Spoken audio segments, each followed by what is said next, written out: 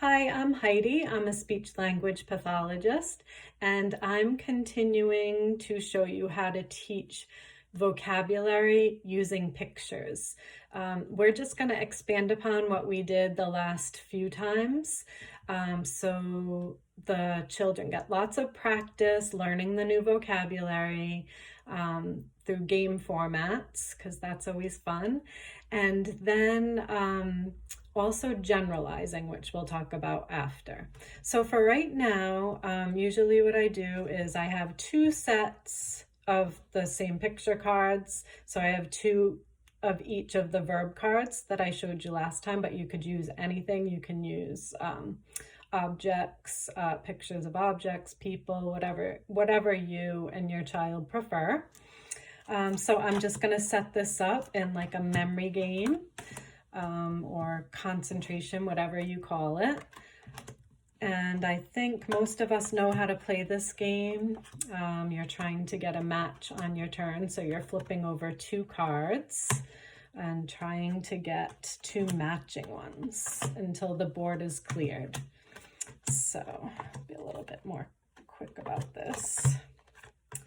Okay, so I'm just going to flip over a card. Now I'm going to show you how to do this more as vocabulary practice and less as a memory game, because they think they're playing memory and isn't that fun, but they're actually practicing the vocabulary words. So when we turn the cards over, I usually label for them, so I verbally name the cards. If they're at the level where they're already doing that themselves, that's great. So I point and I say, cook, eat, not the same, turn over, your turn. So we're incorporating turn taking into this as well. So they start to learn how to do that.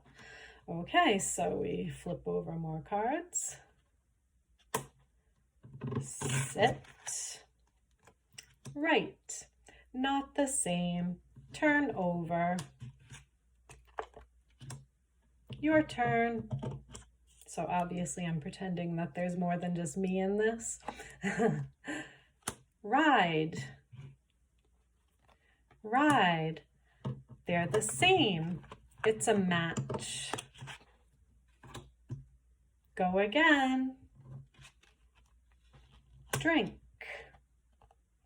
Sit, not the same, turn over, your turn.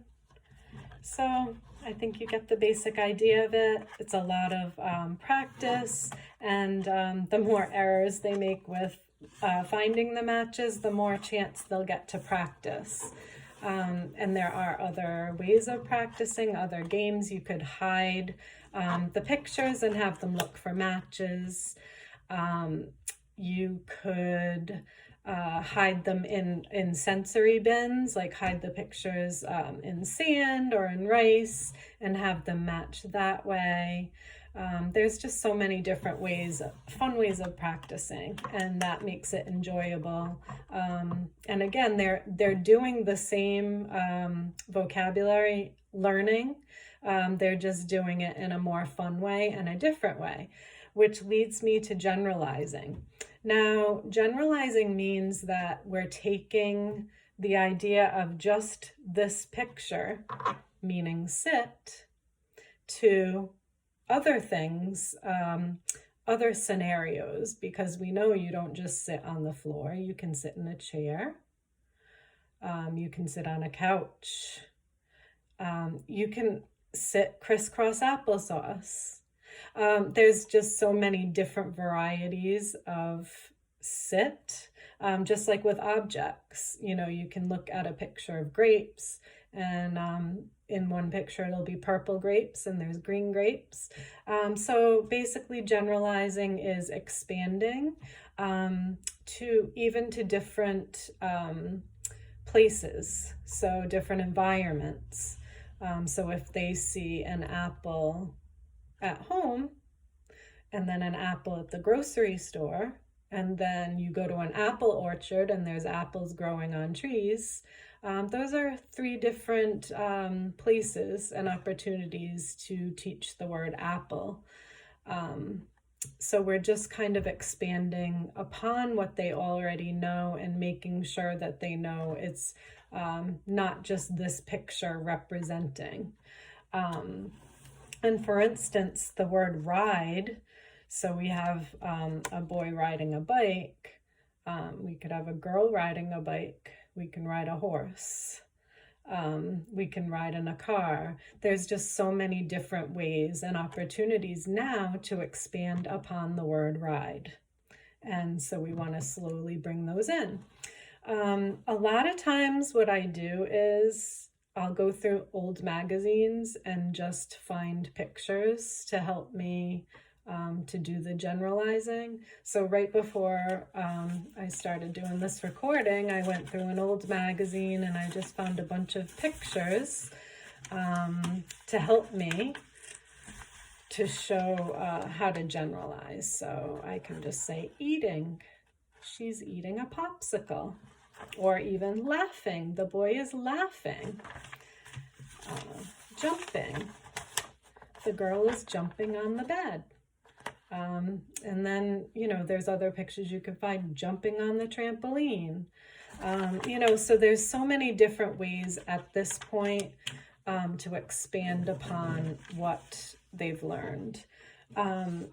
Now, you could also match. So say I have this picture of jumping.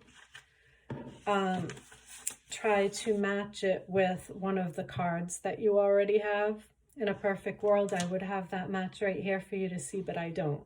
But just to give you an idea, so if one of these picture cards was jumping, and I put out a few of these magazine pictures and said, put with jumping. So now they're seeing that jumping isn't just this picture card. Jumping is also this magazine picture. So that's called generalizing and just expanding upon what they already know. You can also, with objects, do things like matching. So two things that would go together, like a nail and a hammer, that type of a thing. So what goes with nail? Hammer. Put it with, you know, the other word. So that's definitely higher level, and there's so many levels of this. I might do that in one of my next videos. But thanks for watching.